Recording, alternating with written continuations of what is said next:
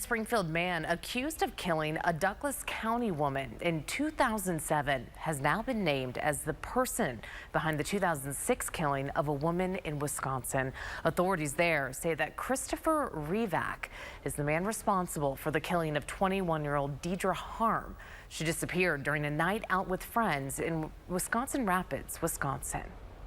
You never, forget it. And when you have a case like this where somebody lost their life at the hands of somebody else, don't forget it. You want to see it through. It really boils down to, you owe it to the victim's family, and the victim that's not here with us now.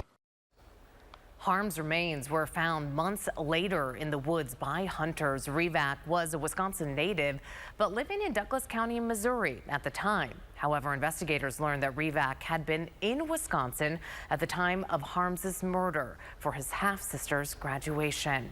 Well, a year later, back here in Missouri, Renee Williams, a 36-year-old bartender at the Eagles Lodge in Ava, went missing.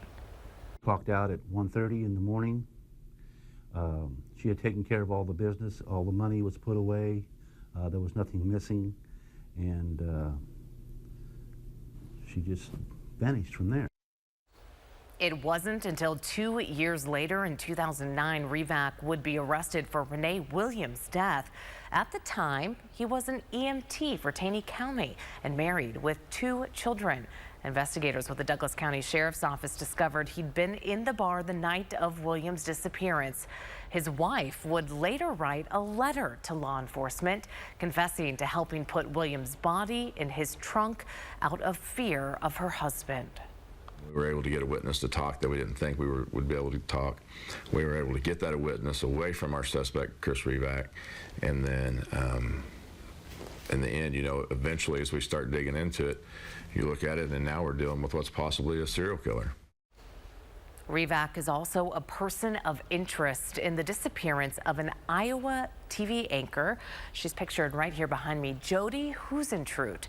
This happened back in 1995. Authorities in Iowa say that Husentrut was kidnapped outside of her apartment. Jody and Revac's wife briefly lived in the same city before his wife moved months before Jody's disappearance. Revac remains on the list of suspects still today. ABC News recently released a docu-series connected to Jody's death. You can find that on Hulu.